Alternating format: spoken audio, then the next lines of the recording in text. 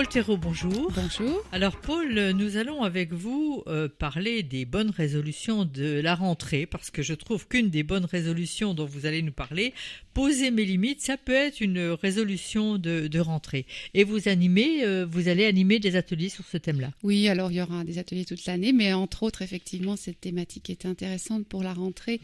Beaucoup de gens se plaignent de ne pas savoir respecter leurs limites. Voilà, et aimeraient apprendre à dire non. Alors, donc, il faut quand même les connaître, ces limites. Il faut les connaître, prendre le temps d'évaluer quand est-ce que c'est bon pour moi, quand est-ce que ça ne l'est plus, où est la limite et qu'est-ce qu'elle me dit de moi. Alors, il faut aussi savoir qu'on a le droit d'avoir des limites. On a le droit d'avoir des limites, c'est pas qu'on a le droit, c'est qu'on les a.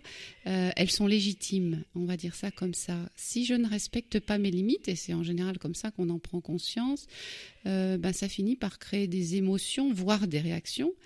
Ces émotions, elles cherchent à nous signifier qu'il y a quelque chose qui ne va pas et qu'il faut réviser quelque chose dans notre vie, dans notre façon de nous positionner. Elles sont légitimes, elles manifestent un besoin. J'ai besoin d'espace, j'ai besoin de temps, j'ai besoin de me protéger des émotions envahissantes. Voilà, c'est légitime. Si j'en tiens pas compte, je vais être en mauvaise posture et puis je risque de réagir d'une manière inappropriée. Alors ça, c'est déjà quelque chose d'intéressant, c'est se dire qu'elles sont légitimes, justement. Elles sont légitimes, absolument. Et il faut les faire respecter. Alors, une fois qu'on a compris qu'elles sont légitimes, qu'elles parlent d'un besoin, il y a souvent, malgré tout, une peur de les faire respecter. On a l'impression d'être projeté en arrière dans des périodes où on a beaucoup dit non et où c'était pas bien vu qu'on dise non. Voilà. Alors, qu'est-ce que je crains ? C'est souvent assez exagéré. Et qu'est-ce qui peut concrètement se passer de réel si je pose mes limites? Quand on en fait l'expérience, on se rend compte que finalement c'est peut-être pas si grave. Bah si, par exemple, on n'est pas sympa. Oui, on peut avoir l'air moins sympa. Et en même temps, après, on va être plus à l'aise et pouvoir redevenir quelqu'un d'agréable parce qu'on a respecté ses limites. Voilà, c'est un équilibre effectivement à trouver. Est-ce que je prends le risque de me comporter un petit peu différemment d'habitude, à poser mes limites pour redevenir quelqu'un de plus épanoui, de plus agréable, de plus intéressé par les relations qui sont en train de se vivre. Voilà, parce que je suis davantage moi-même bien dans ma vie. Alors, les limites, c'est pas que... Enfin, c'est des limites dans toutes les dimensions, quoi. Ça peut aussi être des limites physiques. Oui, alors c'est d'abord sa bulle personnelle, voilà. Quand quelqu'un vous approche trop près pour vous parler, vous reculez instinctivement et vous avez droit à cet espace, c'est le moins qu'on puisse dire. Ça peut être de temps également, le besoin de temps, de respirer, on dit, on fait un petit peu le lien entre les deux. Et puis émotionnel, on peut se sentir souvent envahi par des émotions trop... celle de la télé, mais celle de quelqu'un qui est dans une situation critique. Ou voilà, on peut avoir besoin de se protéger un peu. De se protéger, voilà, de mettre de la distance. Alors les mots se mélangent entre le physique, l'émotionnel, le temps, mais voilà.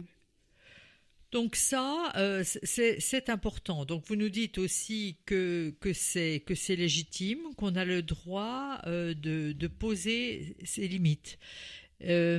Mais on n'ose pas dire non, forcément. On n'ose pas dire non. Alors, poser ses limites, c'est un peu toujours dire non, parce que s'il y a la notion de limite, oui, c'est qu'il y a quelque chose qui veut empiéter. Stop. Voilà. Et donc, c'est apprendre à dire non. Souvent, les gens se plaignent de ne pas réussir à faire ça. Ça a un peu mauvaise réputation de dire non. Voilà, on voit le petit enfant qui a 18 mois, 2 ans, se met à dire non à tout et c'est assez pénible pour les parents. Oui, et en même temps, c'est fort nécessaire. Il est en train d'apprendre et de nous apprendre qu'il n'est pas nous et que, voilà, maintenant, sa fourchette, il va la prendre tout seul. Voilà. Et puis, il y a aussi cette période de l'adolescence où tout est rejeté et ça a aussi un peu mauvaise réputation, on va dire. Et encore une fois, c'est très nécessaire. C'est le moment où le jeune apprend et nous apprend, nous les parents ou les éducateurs, que non, il ne va pas vivre notre vie, il a le droit d'en construire une autre, bien à lui. Voilà, donc il y a un intérêt à ça. Et en tant qu'adulte, quand on se projette à l'idée de dire non, on doit retrouver un petit peu de la même façon quel est l'intérêt, quel est le bienfait de poser cette limite, de dire non. Voilà, à quoi je dis oui quand je dis non. Voilà, s'il y a quelque chose à retenir par rapport à... C'est peut-être ça qu'il faut se dire alors, pour oser dire non. Cette légitimité de poser mes limites, c'est à quoi je dis oui quand je dis non. Vous avez un exemple ? Si je dis non à cette invitation de trop, je dis oui à privilégier ma relation à mon conjoint, je dis oui à prendre soin de ma santé en allant faire du sport. Voilà, à quoi je dis oui quand je dis non.